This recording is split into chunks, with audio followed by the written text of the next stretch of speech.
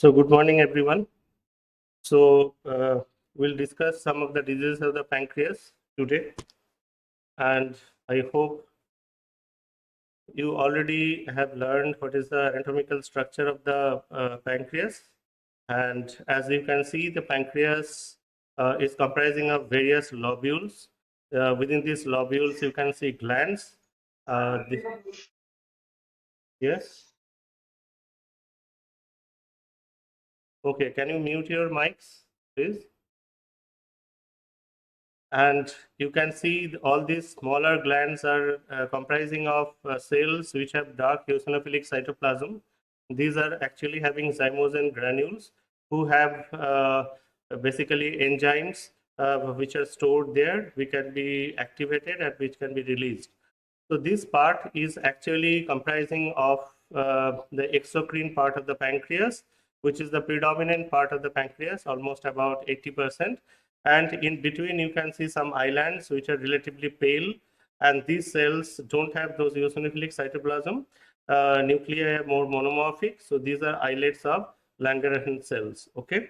So they have the neuroendocrine properties. So based on these, we can divide the pancreas into the exocrine pancreas, and everything which is released by these cells or the zymogen granules, they are released through the ducts into the duodenum. And you already know from our malabsorption class, pancreatic enzymes are very much necessary for the digestion. It releases trypsin and chymotrypsin, and aminopeptidase and various lipid lysing enzymes like lipases, etc. Now, the endocrine part of the pancreas, this is as per the all endocrine organs, it releases secretions directly into the blood. And within these islets of Langerhans cells, there are actually multiple type of cells. Like you can see from the short form, you can remember, like we have alpha cells, we have beta cells. In between, we have pancreatic polypeptide cells, we have delta cells and epsilon cells. Okay, so it is A, B, D, E. In between, there is P. Now, alpha cells, they releases glucagon, and beta cells releases insulin. You must not forget this, and they have opposite functions. And delta cells, they releases somatostatin, and epsilon cells, they releases ghrelin, and P cells, that is pancreatic polypeptide cells, they releases pancreatic polypeptide. But insulin is the predominant one, which is hormones released by the islets of Langerhans cells. Okay, and we must remember it. Now, if you can remember, if I show you side by side two pictures, you can easily tell me which one is normal and which one is abnormal. Okay, here we can see all the structure which is present. We can see the islets of Langerhans, and in between the acini and the cells or glands which have the zymogen granule. So this is basically showing the normal pancreas. But see the picture on the right side, you cannot identify the outline of the cell or the structure of the cells. So everything is basically necrosed, and you can see these are the fat lobules which are also have undergone fat necrosis, and there are a lot of inflammation. So I am showing you side by side, one is acute pancreatitis and one is normal pancreas. So what is the basic difference from this picture? Only you can say that possibly in acute pancreatitis, all these structures are digested or they are degenerated. Okay, that actually happens. So what happens? Within these zymogen granules, all the enzymes are not activated. If I inject activated enzymes, what will it will do? It will digest it. If you give trypsin and chymotrypsin or aminopeptidases, it will degrade all the proteins here, isn't it? So what nature has done, all these enzymes are basically stored in its inactivated form, which are called proenzymes. And trypsin, which is released by the pancreas only, trypsin, when it is released, it can stimulate the conversion of the proenzyme to other activated enzymes. So trypsin is by that, it is very important for the conversion of the proenzymes to enzymes, and these activated enzymes, they are released into the small intestinal lumen. But there is also counterbalance mechanism, like you can see this protein which is called SPINK1 protein, and this is released by the SPINK1 gene, which actually inhibits, so maintains a balance between the trypsin activation and inhibition of this conversion. So normally the enzymes cannot auto-digest our pancreas. That's how the normal milieu is maintained. But in acute pancreatitis, something happens that there is excessive conversion of the enzymes within this tissue only, and all the tissue is necrosed. Rahul, can you close that door? Okay, so that actually happens in acute pancreatitis. So the basic mechanism of acute pancreatitis is enzymatic self-digestion. Okay, now I told you there must be some activation of the enzymes, and what else can happen if you basically block the drainage somewhere here in the ducts, pancreatic duct, all of you know. So what will happen? All the enzymes will be basically they will be basically accumulated here, and they can be activated, and it will induce inflammation and autodigestion. So that is actually the basic mechanisms of acute pancreatitis. In acute pancreatitis, on one hand, there will be excessive activation of the proenzymes into activated enzymes, and the other hand, if there is some obstruction, that will also precipitate the acute pancreatitis. So based on this, if I have put the list of causes of acute pancreatitis here, like I will tell you some, like abuse of alcohol. Abuse of alcohol, what happens? The aldehyde, converted aldehyde, they basically stimulate this zymogen granule so that excessive enzymatic activation happens. On the other hand, biliary tract diseases, like if there is a tumor or there is a stone somewhere in the pancreatic head, it will cause obstruction of the drainage of the enzymes, and there will be autodigestion. So actually, these are the most two important causes of acute pancreatitis: alcoholism and biliary drainage or bile stones. On the other hand, any other physical trauma, like if there is abdominal trauma, if there is a ischemic shock or systemic shock, or but there is some infection like mumps virus, Coxsackie virus, and HIV virus, where the viral particles can directly activate this enzymatic conversion. In pregnancy also it happens sometimes, and various drugs, like patients who are given estrogen supplements or azathioprine for the immunosuppression, in them also recurrent pancreatitis has been seen. So you can remember any physical trauma or any chemical trauma can induce acute pancreatitis. But if somebody asks you what is the most important causes, so something which will cause the blockage of the drainage, like stone in the pancreatic duct or tumor in the pancreatic head, or which can directly activate the enzymatic conversion, like alcoholism or viral infection, etc. But there are some other hereditary causes of the acute pancreatitis. Actually, if there is a hereditary cause, these patients, what happens? These patients have recurrent pancreatitis, okay, presence with recurrent pancreatitis. One example you must not forget, that is the mutation of the SPINK1 gene. I already told you what is the importance of the SPINK1 gene. So you always remember that between the trypsin and SPINK1 protein, they maintain a counterbalance mechanism to keep the conversion of the enzyme into a check. Okay, so if there is a mutation of the SPINK1, the inhibitory arm of this counterbalance mechanism will be stopped, and there will be excessive enzymatic conversion. So what actually happened in a nutshell? So there will be activation of the trypsin, and if there is excessive activation of the trypsin, what will happen? I told you trypsin is the master enzyme. It will stimulate the conversion of the other proenzymes like phospholipases or lipases or amylases, proelastases, you can see. So if they are stimulated, what will happen? All the protein will be degraded, all the basement membrane, what is there in the blood vessels, that will be degraded. So there will be excessive bleeding. And if the phospholipases and lipases are stimulated, what will happen? Pancreas is basically wrapped into a layer of fat, you all know, around the acini. So there will be excessive fat necrosis. So I will show you the picture, then you will correlate what happens actually. This is the pathogenesis. And always remember, this enzyme also stimulate another pathway, that is the kallikrein pathway. Kallikrein, as you can remember, it is a part of the intrinsic coagulation system, and it is both important for the coagulation as well as anticoagulation mechanism. Like here you can see Factor 12, it basically stimulates the prekallikrein to convert into the kallikrein, and then it forms bradykinin. So it is important for the pain formation, pain sensation, as well as your coagulation mechanism. And it will convert the plasminogen into plasmin. So it will also be activated. So what we can expect in the pathology, we can expect to see a lot of fat necrosis in acute pancreatitis. We can expect to see a lot of basically blood hemorrhage into the tissue because of blood vessel damage, as well as we can see a lot of thrombosis and etc. So we have already told you this. So these are the things we are expecting. So if you see the gross pictures comparison between the normal pancreas and the acute pancreatitis, what is the basic difference?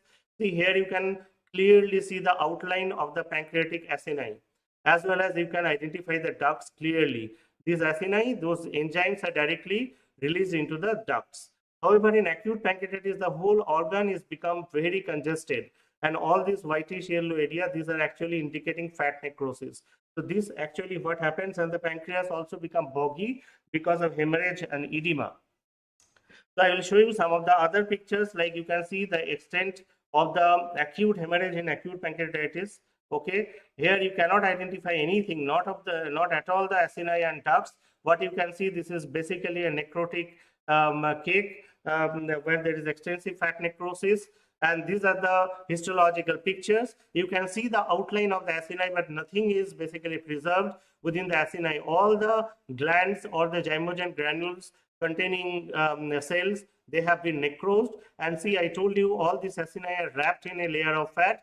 Here you can identify some preserved fat, but rest of the area of the fat are completely necrosed, and there is hemorrhage. So if you have understood today why a patient develop acute pancreatitis and what is the basic pathogenesis, so there is no need to read and basically remember what will be the histological picture of acute pancreatitis.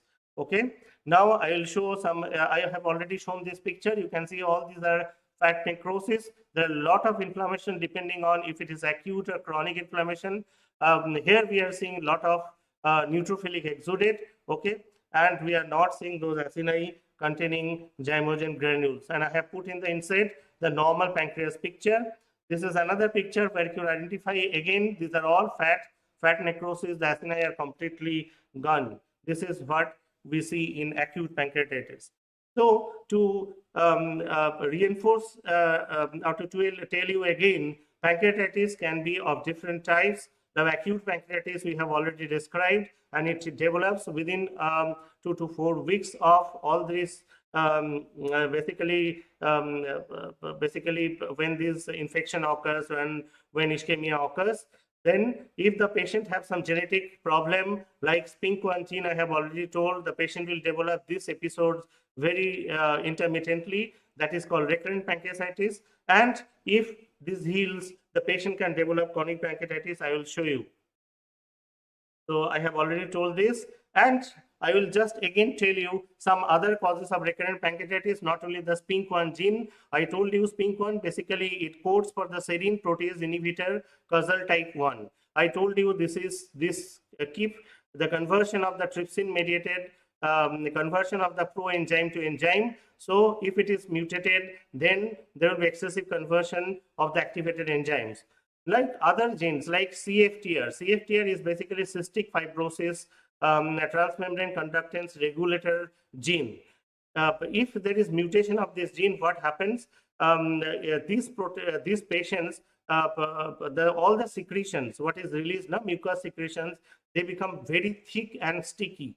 So if you can remember, if the patient has this CFTR gene mutation, what will happen? There will be excessive mucus secretion, and the mucus will be so sticky and thick, it will clog the pancreatic duct. That's why the enzymes cannot come out. So everything has a cause. So there are other genes like the chymotrypsin gene. If it is mutated, this is a gain of function mutation, then again there will be excessive conversion of the enzymes. So please remember, the recurrent pancreatitis, if you see a patient after a few years, you can remember there might be some underlying cause which is causing this recurrent pancreatitis, and you have to work up for that. Now, as I have told you, the acute pancreatitis will initially present with, there will be congestion, there will be hemorrhage, there will be a lot of architectural loss in the pancreas, and there will be some fat necrosis in the surrounding area. This is what happens in acute pancreatitis. So this is the initial mild stage, and then if it is severe, then there will be more fat necrosis and more abnormality. So now, sometimes what happens if the fat necrosis is very extensive, a pseudocyst is formed in the retropancreatic region. The pseudocyst is basically a potential space not lined by any epithelium. I will show you some picture later, and they will be surrounded by fat and some fibrosis, because by this time when the pseudocysts develop, the patient has already started developing some feature of healing. So there will be some fibrosis in the surrounding area. So what can be complications of the pancreatitis? We have already told acute pancreatitis can be very severe, patient can die. But if the patient survives, there can be features of healing, formation of the pseudocyst in the retropancreatic space, okay? Or gradually what can happen, the whole pancreas can be replaced by extensive fibrosis. That is called chronic fibrosing pancreatitis, okay? That is a kind of clinical pancreatic failure. The patient is surviving, but all the pancreas has been replaced by fibrosis. There is no functional reserve. So you have to basically supplement those pancreatic enzymes, otherwise there will be malabsorption, okay? And so, so this is what actually happens, and this part is when there is extensive fibrosis and etc. So this is irreversible. So this is actually the features of chronic pancreatitis, and this is acute pancreatitis, okay? So chronic pancreatitis, obviously, if we see a gross picture, what will happen? We can see the cause, or we may not see the cause. Here you can see in this cut surface of the pancreas, there are multiple stones which are clogging both the pancreatic ducts. And in the surrounding area, again, if you compare with the picture in the inset, you cannot identify the acini. Instead, what you can see, there is a lot of fibrosis. Okay, it becomes very hard and rubbery rather. Okay, here in this picture, what you can see, the pancreatic duct is again dilated. Here and there you can see some acinar structure, but in other areas you cannot see them. Here you can see the rubbery pancreatic cut surface. Here you can see the ducts which are obliterated by something, and rest of the area it is showing extensive fibrosis. You please give attendance now, who stay till end, okay? Don't give attendance now, and cut it out who are leaving. Okay, so chronic pancreatitis, if you see the histology, what you can see, so it is very understandable. We can see focally here and there residual acinar structure, but all the acini will be surrounded by extensive fibrosis. There may or may not be inflammation depending on the stage of the healing or stage of the inflammation.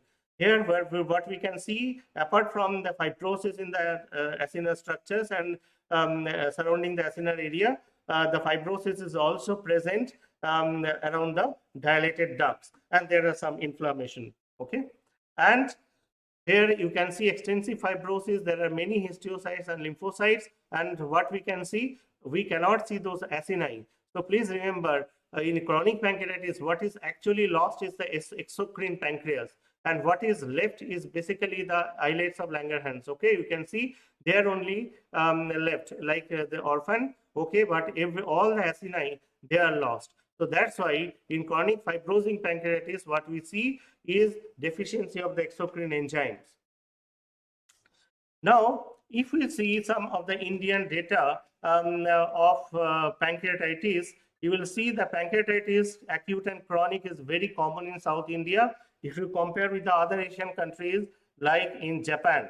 Okay, so few years back, most of this pancreatitis what we see in India, that was supposed to be called due to, or supposed to be implicated due to tropical chronic pancreatitis, and it has a wide age range, like young patients to mainly young patients are affected, and this pancreatitis is caused by the obstruction by a stone in the duct, and both the exocrine and endocrine parts are affected.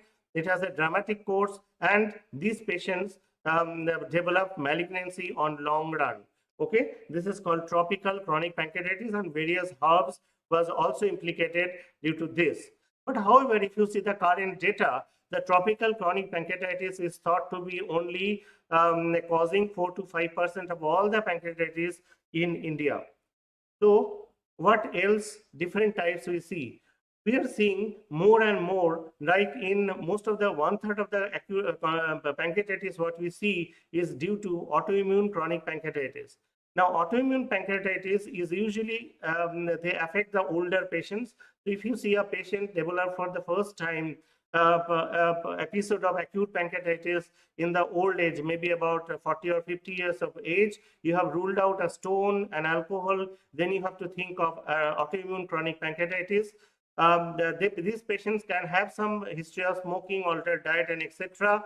SPINK1 mutation has also been described in these patients, okay, but it is a kind of second hit, this autoimmune phenomena which develops or precipitates this pancreatitis.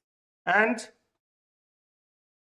sometimes in many patients, the features can be overlapping, okay. We cannot implicate any particular cause. This is due to acute pancreatitis, autoimmune pancreatitis, or this is due to tropical chronic pancreatitis, which is thought to be due to obstruction or due to various intake of various herbs and vegetables, okay. So these are called idiopathic chronic pancreatitis. So if we talk about the current spectrum of pancreatitis in India, so the most common type of pancreatitis is idiopathic chronic pancreatitis, where we cannot implicate a particular etiology to the as a cause of the pancreatitis. There can be some stones, small stones, and the patient can be also smoker, so the feature will be overlapping. And in 35%, rest of the 1/3 cases, the pancreatitis is due to the autoimmune chronic pancreatitis. So I'm showing you one CT scan of our patient, which is showing which had basically autoimmune chronic pancreatitis. See, the whole pancreas has been converted or transformed into multiple cystic spaces. You cannot see the solid area.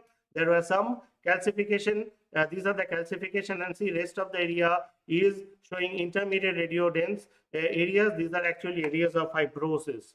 Okay, and this was the excised specimen from these patients. What you can see, the whole pancreas has been replaced by fibrosis, and in between you can see multiple cystic spaces. This is a very thick duct. Okay, we cannot identify grossly the acinar outline. So this is an example of autoimmune chronic pancreatitis, and sections from the same patient. What we can see, the occasional acini is residual. Rest of the area there is fibrosis, lot of dilated vessels, dilated duct, and there is lot of dense inflammation, which is basically concentrated around these acinar areas. Okay, not around the ducts, but acinar area. So as if these plasma cells and lymphocytes, they are basically destroying the acini, and the acini are replaced by fibrosis. So this type of pancreatitis, in addition, we see a particular type of fibrosis which is called storiform fibrosis. We can see also inflammatory cell infiltrate and obliteration and thickening of the veins, which is called flavosclerosis. Okay, and this is an example of dilated duct, and we see a lot of plasma cells. And these plasma cells, if we do a particular type of immunohistochemistry, they are positive for IgG4. Okay, see this, all these plasma cells are positive for IgG4. So this is an example of type 1 autoimmune pancreatitis. So what I told you, autoimmune pancreatitis, what we see in almost 1/3 of our cases of chronic pancreatitis, it can have two types. Type 1 autoimmune pancreatitis is IgG4 related pancreatitis, and I told you all these IgG4 positive plasma cells, they basically target and destroy the acini, not duct. So this is a lobule centric autoimmune pancreatitis, and here you will see a lot of IgG4 type of cells. On the other hand, in type 2 autoimmune pancreatitis, the inflammatory cell infiltrate, including neutrophil and lymphocytes and some plasma cell, they basically target and destroy the pancreatic ducts. Here you can see the duct has been completely ulcerated, and they relatively spare the acini, and there will be fibrosis around the ducts. So this is and here if we do the IgG4 stain, the IgG4 stain will be negative. The pattern of fibrosis is not storiform, what I have showed. This is an example of type 2 autoimmune pancreatitis. So if you ask me, among these type 1 and type 2 autoimmune pancreatitis, which one we commonly seen in our region. That is the example, the answer will be type 1 autoimmune pancreatitis. So type 1 autoimmune pancreatitis, I told you, it is characterized by IgG4 positive plasma cell infiltrate, and this is more commonly seen in Asia than the Western countries, and it has a striking male predominance. Usually elderly patients are affected, I already told you, and the patients presents with obstructive jaundice, and most importantly, if you investigate the serum IgG4 level, that will be elevated, but fortunately these patients show very good, excellent response to steroid, and recurrence is common. On the other hand, type 2 autoimmune pancreatitis, which is duct-centric pancreatitis, is more common in the European and American countries than the Asia, and the younger patients are most commonly affected, type 2. So in children, if you see, there are features of pancreatitis. If at all you have to think of autoimmune cause, you have to think of type 2 autoimmune pancreatitis, and you know, if you investigate for the serum IgG4 level, it may be normal or low, and steroid response is also good here, and recurrence is rare. So if it is autoimmune pancreatitis in Asian countries or in India, we are expected to see multiple recurrences in them. Now I will go to another important group of diseases, that is cyst of the pancreas. The cyst can be intrapancreatic and cyst can be extrapancreatic. Extrapancreatic, I already given you an example, that is the pancreatic pseudocyst. I told you it is a cyst formed by the necrotic fat. If there is a recurrent pancreatitis or acute pancreatitis as a complication of pancreatitis, and what we see, it don't have any epithelial lining. Here you can see this is a cyst wall, fibrosis, these are the acini, and here there is no lining, and this is the low power picture. You can identify it is mainly found by the fibrous tissue, no epithelium, and characteristically on radiology, within this fibrous tissue you can identify this type of electron dense calcific deposits. Okay, so this is basically formed by, I showed you fibrosis, because when there is healing, and the cyst is basically formed by fat necrosis. So this is exopancreatic cyst. Here there is another example, cyst wall, thick fibrous tissue, lot of inflammation, but there is no epithelial lining. Now we'll come to the intrapancreatic cyst, and we'll divide, we'll draw two lines and divide the whole pancreas into three regions. One is head, one is neck and body, other is pancreatic tail. So if you want to make it more simplified, I will tell you the head, most of the predominant cyst, what we see in the head, that is serous cyst. Okay, why we called it serous? Because the lining epithelium is low cuboidal and they don't show mucin in the cytoplasm, and that comprises about 1/3 of the cyst of the pancreas. Most of the cysts in the neck and the body are basically mucinous cyst, and that is the most common type of cyst. And if you look at the lining epithelium, these are much tall columnar, and within the cytoplasm you can identify the clear mucin, and nuclei is basally situated. So based on the type of epithelium, this cyst has been divided into serous cyst and mucinous cyst, but they have some definite predilection for the anatomical involvement of the anatomical regions. In the tail, if we talk about the cyst, again mucinous cyst can be seen in the tail, but another cystic solid lesion, what you can see, it is actually a low-grade tumor, what is called solid cystic epithelial neoplasm. Okay, sometimes we call it pseudopapillary, or that's why it is called Spain also. It is also called solid cystic epithelial neoplasm, which can be seen also in the head and body and tail, but predominantly it is seen in the tail. So please remember, most of the serous cyst, which has a low cuboidal lining in the head, most of the mucinous cyst, which has a mucin containing tall columnar epithelial cell, can be seen in the body and tail, and in the tail, mucinous and solid cystic epithelial neoplasm we can see. Now cystic serous tumor, serous cyst or serous cyst adenoma also is called microcystic adenoma, because if you look at the schematic diagram, what you can see, this cystic structure is comprising of multiple small, smaller size cysts which form a honeycomb-like appearance, and there will be a characteristic central stellate scar within this cyst. So this is actually radiological characteristic of this cyst. It is seen in the head. It is more commonly seen in the elderly female, and it can be associated with some of the syndromes like von Hippel-Lindau disease.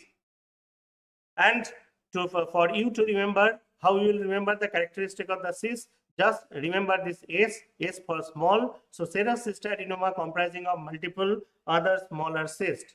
So this is one of our example. Here you can see the duodenal C loop, and this is the pancreas. The whole pancreas has been replaced by multiple variable size cysts, and there are multiple smaller microcysts. Okay, there are some large cysts, but predominantly there are microcysts. And when we did the examination, see focally the pancreatic acini you can see here. So this is a classical example of serous cystadenoma. And on microscopically, like the smaller cyst, under microscope also you can identify smaller cysts, and they are lined by, I already told you, the serous lining will be low cuboidal, there will be no mucin, and in between there will be fibrous scar. When this scar condenses, that forms the radiological characteristic of central stellate scar in this tumor. On the other hand, mucinous cystic neoplasm, if you want to remember AIM for the mega. Mega means these cysts are actually also multiloculated, but they are formed of much larger cyst. Okay, and they are usually seen in the, again in female, but usually seen in the reproductive age, that is younger female.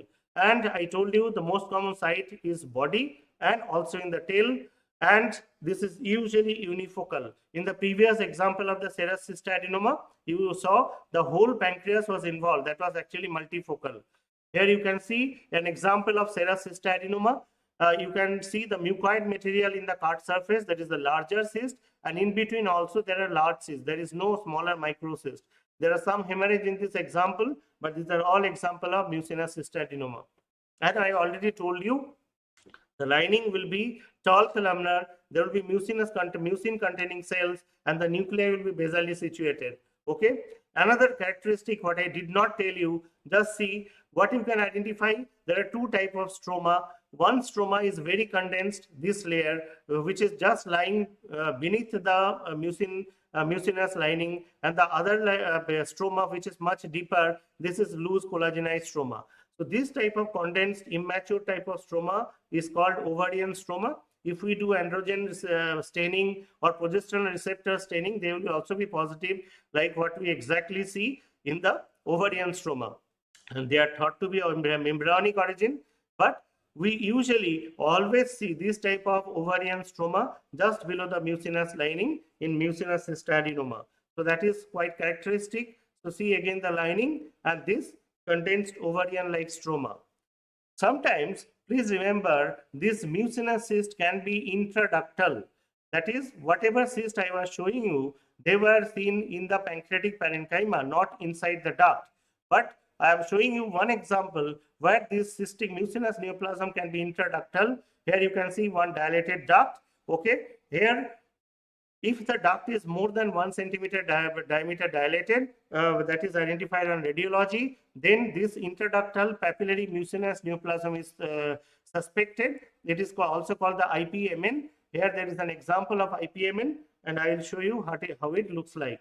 Sometimes it is so closely situated towards the ampulla, as if, just a minute, it basically pops out through the ampullary orifice, and we see a lot of mucin coming out. So it is also called the fish mouth appearance, what is seen on endoscopy. So if you identify fish mouth type of appearance on endoscopy, IPMN is also suspected.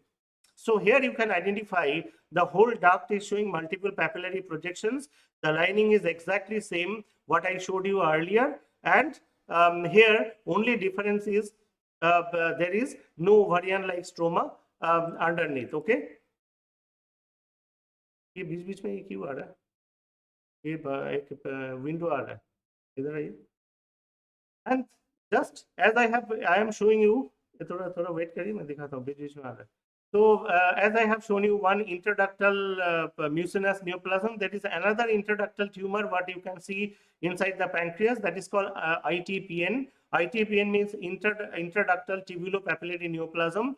Both of these type are neoplastic. Malignancy can arise from it. Here you can see one example, and it comprises of both the papillary structures and tubules, but there is no mucin. So please remember, we can see the cystic structure, tumor or cystic structures within the pancreatic parenchyma as well as inside the ducts. So if I again summarize this, so the pancreatic cyst can be unilocular, like pseudocyst. Pancreatic cyst can be honeycomb type with a central scar, what we see in serous adenoma. Pancreatic cyst can be like this, multiloculated, but the cysts are of larger size, which is called mucinous cystadenoma. And this is an example of solid cystic neoplasm, what we usually see commonly in Spain. Okay. Now I will go to pancreatic malignancies. Very quickly, I will tell you the type of pancreatic malignancies. So if you remember the structure, there are acini and ducts. So what can happen? Either pancreatic malignancy can arise from the pancreatic duct, what is called pancreatic ductal adenocarcinoma, or the pancreatic tumors can arise from the acini. So they are called pancreatic acinar tumors, or the pancreatic tumors can arise from the islets. So then we'll call it neuroendocrine tumors. But sometimes we cannot determine if the tumor has origin from the ducts or the acini. So we call them poorly differentiated or anaplastic. Okay. So to tell you, among all these malignancies, what I informed you, the pancreatic ductal adenocarcinoma is the most common type. So if we talk about all malignancies of the pancreas, 60% of the pancreatic malignancies are actually ductal adenocarcinoma. It is a malignancy of elderly, most commonly seen in the male.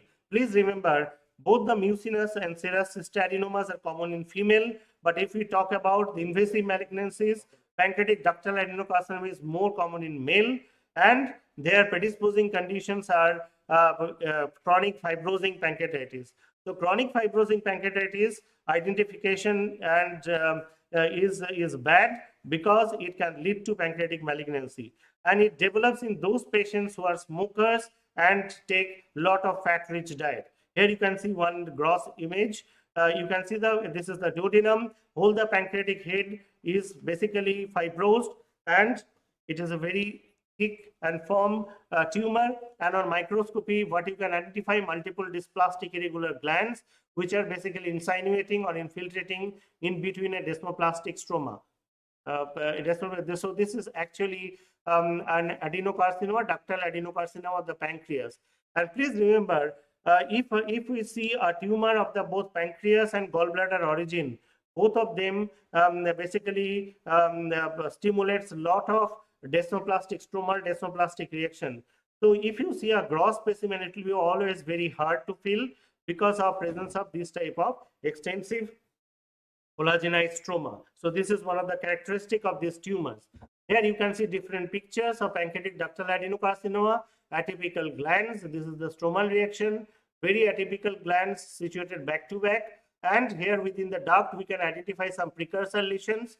I will show you the precursor lesions again. And this is the infiltrating tumor. And another characteristic of the pancreatic malignancies is that apart from stimulating lot of desmoplastic reaction, this tumor involves the nerves. So they infiltrate the nerves, and that's why these patients suffer from excruciating pain. Okay, so pancreatic malignancy is very one is it is less accessible, secondly it is very hard, and thirdly it causes lots of perineudral invasion and pain. So you can see a duct. Within the duct, what we can identify, there are multi-layering. Somewhere the nuclei is mildly pleomorphic and showing nucleoli. So there is some atypia within the duct, and this duct was situated just adjacent to an invasive carcinoma. So this is a precursor lesion. So why I am showing this? Because you have to know where from the pancreatic ductal adenocarcinoma arises. Obviously from the pancreatic duct epithelial lining. So these are the all spectrum of preneoplastic lesions. So this is the normal duct. I have already shown multiple images. If you see hyperplasia, that is called pancreatic intraepithelial neoplasm type 1. Okay, so if you see hyperplasia, flat hyperplasia, papillary hyperplasia, that is called pancreatic intraepithelial neoplasia type 1. If you see some dysplasia which is low grade along with papillary projection, dysplasia means there will be stratification, some nuclear pleomorphism. What I showed you, actually that case had pancreatic intraepithelial neoplasia type 2. So that is called type 2. And if you see the nuclei are very much pleomorphic, and the outer margin is irregular and nuclei are very prominent. So that is called high-grade dysplasia or pancreatic intraepithelial neoplasia type 3. So what different type of pneumonoplastic lesions you can identify in the adjacent duct? One is hyperplasia, one is hyperplasia, one is low-grade dysplasia, that is Panin 2, and other is high-grade dysplasia, that is Panin 3.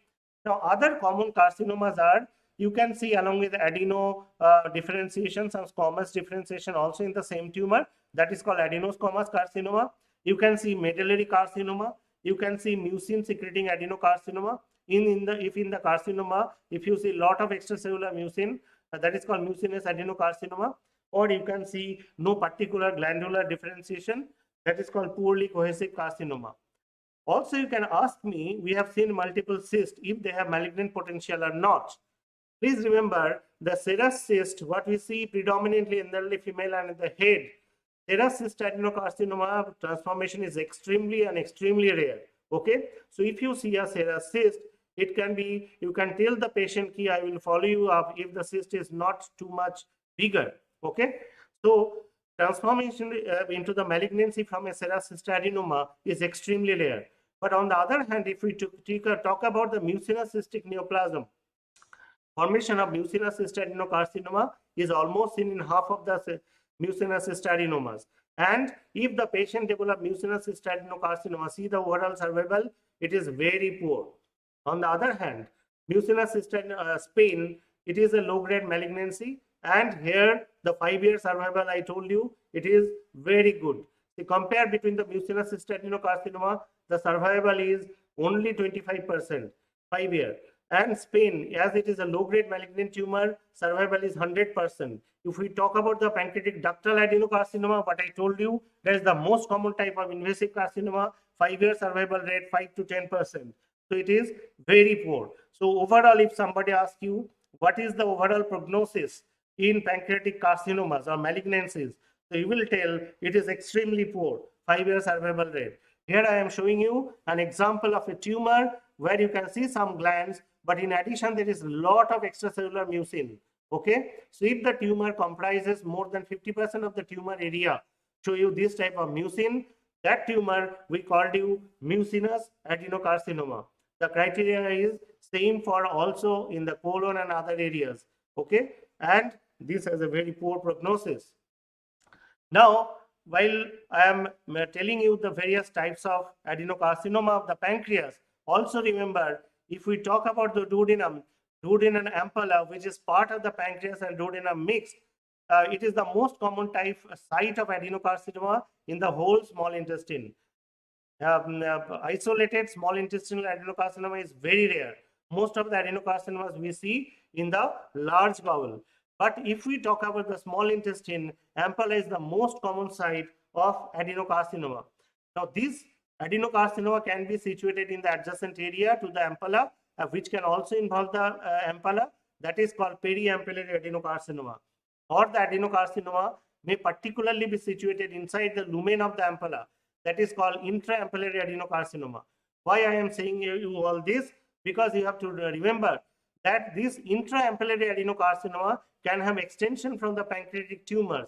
Like the intraampullary adenocarcinomas can all arise from the intratubular papillary tubular lesions I showed you, ITPN. Okay, that can form this type of adenocarcinoma, or there can be extension from a ductal carcinoma. Okay, so pancreatic ductal carcinoma or transformation of the malignancy into the ITPN can also involve the ampulla, as they can present into as a malignancy of the ampulla. Okay, so pancreatic tumors can also involve and extend into the ampulla. So this is one example where you can identify here the ampulla has been cut open, one of our specimen. The pancreatic head is absolutely normal. You can see ampullary papillary carcinoma, and in addition within the ampulla, dilated ampulla, what you can see, there is a tubular neoplasm. Actually, this is the ITPN which has transformed into a malignancy intraampullary tumor. Okay. Now I will tell you the last tumor, what I intend before the neuroendocrine tumor, that is the low-grade solid cystic papillary epithelial neoplasm. Okay, it is a low-grade malignancy and I told you 5-year survival is excellent, 100%. This size of the diameter of the circles will tell you it is most commonly seen in the tail, but it can be seen in the body, and rarely it can be situated in the head of the pancreas. So why it is called solid as well as cystic? See, this is one example of ours. Here you can see the pancreatic tail which has been cut open. It is showing a solid, very fibrotic tumor. There is no cystic spaces. However, if I show you the next example, here you can see this is also a spleen. But what you are seeing, there are a lot of cystic spaces. Actually, all these cysts are formed by small areas of necrosis within the tumor. That's why they are also called pseudo, okay? A pseudopapillary. Why it is called pseudopapillary, I will tell you in the microscopy. So all these cystic spaces are formed by small foci of necrosis within the solid tumor. Now, this is what I actually was intended to say. See, all these small areas within the solid tumor, there was areas of necrosis. So, due to dropout of these areas, what happens? All the tumor cells which is around the blood vessels, they survive and they form these pseudopapillary structures. So that's why it is also called solid pseudopapillary pancreatic neoplasm. Okay, this pseudopapillae is basically created due to necrosis, and they resemble a particular flower. Many of you have seen, that is called chrysanthemum, the group of flowers. Okay, here you see they resemble exactly like same, and in between these are the areas of necrosis. The tumor cells, this is the solid area. Sections from here you can see there is no pseudopapillary areas. This is the solid area, and here you can see this is the islet which is being infiltrated by the tumor. This is the tumor cells. On high power you can see characteristically spleen don't show much of pleomorphism. You see the nuclei are more or less monomorphic, and cytoplasm is granular eosinophilic, which this feature is also seen in neuroendocrine tumors. That's why a common microscopic differential diagnosis of spleen is also the pancreatic neuroendocrine tumors. Here you can see the nuclei monomorphism and the granular eosinophilic cytoplasm. There can be some clearance, etc. I don't want to tell you much about this. There can be areas of fibrosis with cystic change and calcification, what I am showing you. And this is the areas where we took the section. For you to remember, as I told you, the most common differential diagnosis or microscopic differential diagnosis rather of spleen is the neuroendocrine tumor. We have to remember this chromogranin stain. If you do chromogranin stain, it will be 100% almost positive in neuroendocrine tumors, but it will be negative in spleen. And also you should remember one other stain that is called beta-catenin. It will show also the opposite pattern. It will be positive in spleen and it will be negative in neuroendocrine tumors. I will show you the beta-catenin stain. Here you are seeing the nuclear positivity in spleen, and here see the chromogranin that is completely negative in spleen, but it will be positive in neuroendocrine tumors. Now I want to tell you another thing, that is before excising the cyst and tumors, sometimes it is also not clear radiologically. So what else you can do for diagnosis? You can put a needle under radiological guidance and you can aspirate the cystic content. Okay, if the content is very mucinous, what you can assume that the cyst is mucinous. If it is very thin, yellow, watery, then you can assume there must be a serous cystadenoma.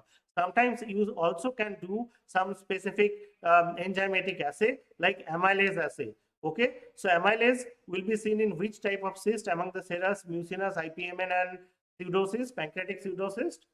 Can anybody tell me? Amylase will be released in which condition? In pancreatitis. Okay, and which cyst is a result of pancreatitis? I told you that is the pancreatic pseudocyst. So if you aspirate the pancreatic pseudocyst and do amylase assay, it will be high in pancreatic pseudocyst. Okay, and it sometimes in IPMN also it can be high, but please remember the pseudocyst. Also, if you do CA and CA72 4 and CA199 assay, where it will be high, it will be high in mucin containing, where the tumor having mucinous lining. Okay, like mucinous cystadenoma, it will be very high. So please remember that. I will skip this. So this is the last topic of today. So pancreatic neuroendocrine endocrine neoplasms. As you know, there is a source, the pancreatic islets, they can transform into malignancy. The malignancy or the tumor can be either a localized one, that is called islet cell adenoma, or it can infiltrate, that is called a carcinoma. Okay, and also remember, around more than two-thirds of the pancreatic neuroendocrine tumors are actually functional. Functional neuroendocrine tumors are always and always aggressive. What is the gross characteristic of the neuroendocrine tumor? Here you can see a neuroendocrine tumor which is situated in the head. But I told you, neuroendocrine tumors are more common in the pancreatic tail and latter half of the body. Why? Because the number of the islet cell, if you count from the body, neck, head and tail, the number of the islet cell of Langerhans per unit area will be highest in the tail. That's why most of the neuroendocrine tumor of the pancreas we see in the tail, but this is actually situated in the head. But what is the characteristic? This is not so fibrotic. So if you feel it, it will be soft, not as hard as like your ductal adenocarcinoma or Spain or in other tumors which can show a lot of fibrosis. And another characteristic is this is a fixed specimen. After formalin fixation, all neuroendocrine tumors in our body will transform into a light yellow color. So cut surface actually is described as a yellow fish flesh or tan brown color expansile mass. Okay, there will be not much necrosis if it is not very aggressive. Here you can see it is very soft looking. There is not much hard area. Okay, there is only focal hemorrhage and the color is slightly yellowish. And what will be the characteristic like what I have shown in the Spain? And that's why I bought this tumor as a differential in the Spain. Here you can see the characteristically all neuroendocrine tumors in your body will show you this typical arrangement. This is the nesting pattern. Okay, please remember all neuroendocrine tumors will show you nesting pattern, and focally you can see some ribbons and cords also, and they're surrounded by thin fibrovascular septae. But what is more characteristic, other characteristic feature is see the nuclear monomorphism. And if you go into high power, you will identify salt and pepper type of chromatin. Okay, there will be granular, coarse and fine granules within the nuclei. Arrangement I have told you, and if you do chromogranin, which will help you to differentiate it from Spain, it will be diffusely positive in neuroendocrine tumors, but it will be negative in Spain. Okay, and see the beta catenin. Beta catenin is negative. These are all in our patients. We need to also grade because not all neuroendocrine tumor they recur or they metastasize. Okay, so there is actually WHO grading system that is done based on mitotic count. We actually go into 40x field and we count how many mitoses are there in the tumor, and it is expressed in per high power field, means 40x we count multiple fields and we average it to 10 high power field. So it is divided into grade 1, 2 and 3 based on if we are identifying less than 2 to 20 or more than 20 mitosis per 10 high power field, or we do a special stain which is called which is for proliferative index, that is called MIB index, and it is also based on less than or equal to 2, 3 to 20 or more than 20. What is other characteristic of neuroendocrine tumor? Why they are functional? Because they have neurosecretory granules in the cytoplasm which can secrete all these products. Okay, so these neurosecretory granules can be identified under electron microscope, but that is not used nowadays for diagnosis. So for research you can use it, but this is another characteristic feature, that's why I am showing you. So this is the end of the pancreatic lesions. So what we have seen today, we have seen what causes actually pancreatitis, both acute and chronic. We have understood the pathogenesis of the pancreatitis. We have seen various complications of pancreatitis like pseudocyst as well as malignancies. We have seen what is the different type of pancreatic malignancies as well as different type of cystic lesions. So can it be interactive? Next 1 minute. Can you tell me what I am showing in the first two pictures? What can be the possibility? So this is the endoscopic image. You can see it has been the ampulla is dilated and mucin you can identify, and there is a cystic lesion where you can identify the lumen. Can you tell me what is the possible diagnosis? Any student? So this is intraductal, isn't it? You can see mucin. So there must be mucin secreting tumor, and histologically you can identify multiple papillary projections like this within the duct. What can be the diagnosis? I told you There can be interductal also mucinous neoplasm. This is called interductal papillary mucinous neoplasm, or IPMN. This can also transform into malignancy. Now, the picture what I have put in the lower panel, you can see a pancreas which has been converted into multiple smaller cysts, and this is the microscopy. Anyone want to answer? What is the diagnosis? So, smaller microcyst, S for S, I told you in which type of cyst? Serous cystadenoma. So, this is an example of serous cystadenoma. Okay. And I told you what pancreatic, which type of cyst you can see in the head. Most commonly serous cystadenoma. Which type of pancreatic cyst is most innocuous? That means if you identify a cyst, there will be least chance of malignant transformation. Anyone? I told you the major type of cyst, serous cystadenoma, mucinous cystadenoma, Spain. So the answer is again serous cystadenoma. Amylase level is high in which pancreatic cystic fluid? Anyone? Amylase is released because of pancreatitis. So the answer is again pancreatic pseudocyst. Most common cause of acute pancreatitis. So I told you either obstruction or activation. So it can be alcoholism or obstruction by a stone or tumor. Most common type of pancreatic malignancy. I told you there are multiple type of malignancies I showed you, but pancreatic ductal adenocarcinoma is the most common. Most common site of pancreatic Spain. Anyone? So Spain, I told you. Yes? We cannot hear you. Pancreatic tail. Yes. Not only pancreatic tail, it is the most common in pancreatic tail, but it can be rarely seen in the body as well as in the head also. So thank you. If you have any question, you can ask me. Yeah, attendance. Okay. Then thank you. If you don't have any question, thank you so much. Read well.